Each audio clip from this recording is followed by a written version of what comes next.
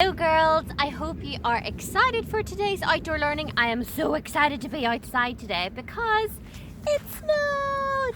That's right, I'm filming on our snow day and I'm so delighted to be outside today. I've had so much fun in the snow and I hope you guys have done the same too. So, for our lesson today, we are going to be learning all about habitats. Now, I want you to be able to explain what a habitat is and why it is suited to a particular animal. So, I just realized I want to get some of the snow in while I talk. I want you guys to see some lovely snow. So, a habitat is a natural home or environment for any animal, plant, or any other kind of living thing. So, for example, humans are animals, and our natural habitat is a lovely brick house made of bricks and mortar, and we like living in very warm and comfortable places.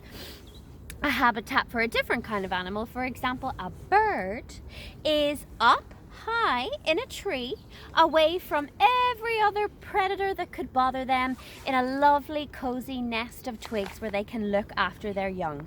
So all different types of animals have different habitats. And I'm going to go through some of the places that you might come across on your walk today so you can be a habitat hunter. That's right, you're going to get nice and warm, you're going to go out for a walk and you're going to discover all the habitats that are in your local area. What kind of living things are living right next to you? So we have trees. Trees are home to insects, fungi, you might see some little mushrooms growing near trees, mosses, birds, lots of small animals. If you listen carefully, you might even hear a songbird in a tree. I'm hearing a little bit of tree song, maybe a little robin that's nesting up there in the winter. So have a close look at all those trees that you walk past today. Are there any animals living in there? Another place that's a huge home to animals, I'm going to show it to you right now. It's all of this lovely grass. Grass is another habitat. It's home to wildflowers, insects, some little birds, beetles, bees. You might get a real close look at the grass today and see, is there any creature, is there any living thing or creature living in this grass?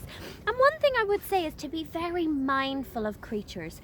As you have a hunt for different habitats, remember that some habitats are tiny and we want to be really careful when we're hunting for those little creatures that we do not damage their habitat in any way. Some habitats are really small and we have to be very careful because we're quite big.